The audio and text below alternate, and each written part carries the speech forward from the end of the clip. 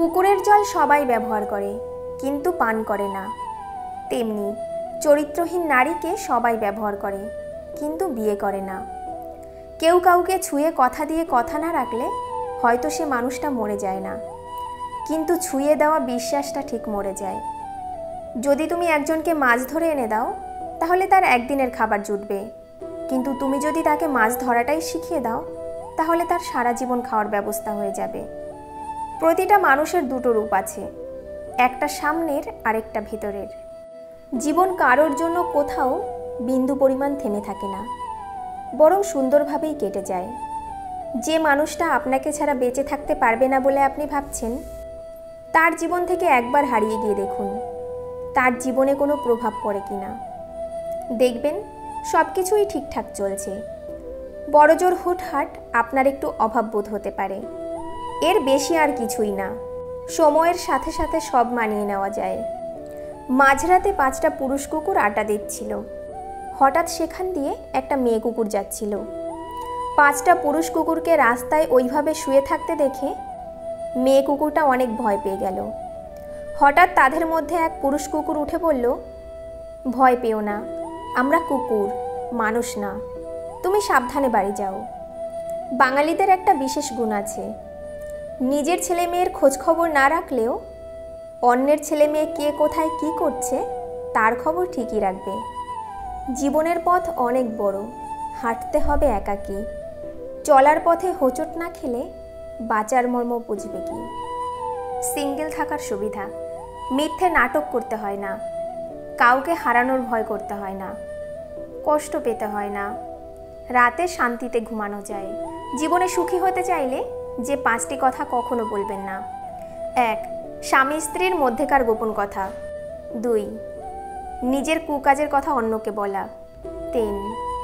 আপনার আয় উপার্জনের কথা অন্যকে বলবেন না। 4. আপনার ভবিষ্যৎ পরিকল্পনার কথা কাউকে বলবেন না। 5. নিজেকে অনেক বড় জ্ঞানী ভাবা বা অন্যের কাছে নিজেকে সেরকমভাবে প্রকাশ করা। কোনো কিছুতে যদি আপনি সফল হন, দেখবেন অনেকেই তার অংশীদার, আর যদি ব্যর্থ হন, তখন দেখবেন সকল দায়ভার আপনার একার। আমি ব্যবহার দেখে সম্মান করি, বয়স দেখে নয়। 100 জায়গায় 1 ফুট করে গর্ত করলে জল পাওয়া যায় না, একটা জায়গায় 100 ফুট গর্ত করলে তবেই জল পাওয়া যায়। কে গরিব কে বড়লোক, আপনাদের কাছে এই প্রশ্ন রইল। একজন টাকাওয়ালা অর্থসম্পন্ন মহিলা শাড়ির দোকানে যায় এবং কাউন্টারের ছেলেটিকে বলে, আমাকে কিছু সস্তা দামের শাড়ি দেখাও, আমার ছেলের বিয়ে, তাই বাড়ির কাজের মহিলাকে দিতে হবে। কিছুক্ষণ পর ওই দোকানে বাড়ির কাজের মহিলাটি এলো এবং কাউন্টারের ছেলেটিকে বলল, ভাই কিছু দামি শাড়ি দেখাও তো, আমি আমার মালিকের ছেলের বিয়েতে উপহার দিতে চাই।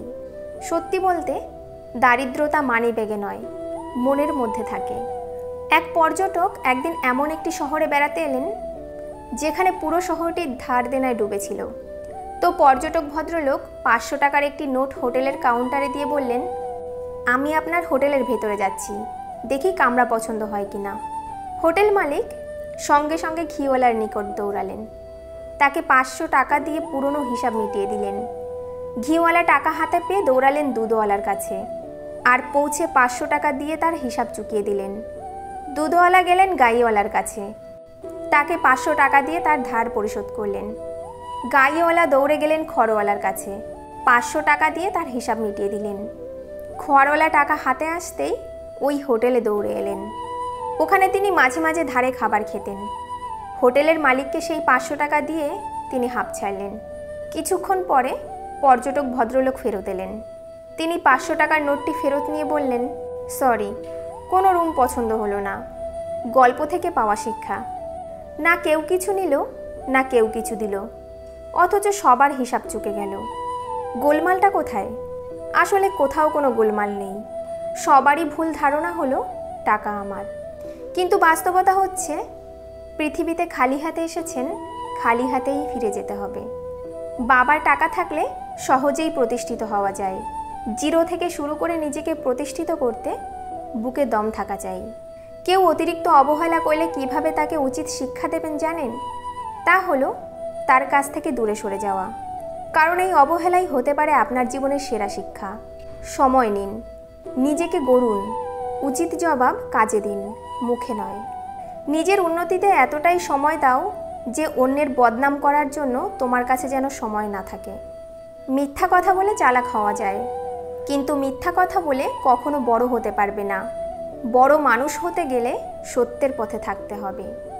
খুব আপন জিনিস না হারানো পর্যন্ত মানুষ তার মূল্য বুঝতে পারে না। সম্পর্ক কখনো বৃষ্টির মতো হওয়া উচিত নয়, যা ঝরে শেষ হয়ে যায়। বরং সম্পর্ক বাতাসের মতো হওয়া উচিত, নিস্তব্ধ থাকে কিন্তু সর্বদা আশেপাশেই থাকে। শুধু কাঁচা লঙ্কা খেলে ঝাল লাগে না, উচিত কথা বললেও অনেক মানুষের ঝাল লাগে। যে দেশে 17 বছর পড়ালেখা করে পড়ালেখার পাঠ চুকিয়ে চাকরির আবেদন করতে গিয়ে বেকার যুবক শোনে অভিজ্ঞতা ছাড়া চাকরি দেওয়া হয় না, তখন প্রশ্ন জাগে, তাহলে 17 বছর ওয়ার্কশপে কাজ শিখলেই হতো।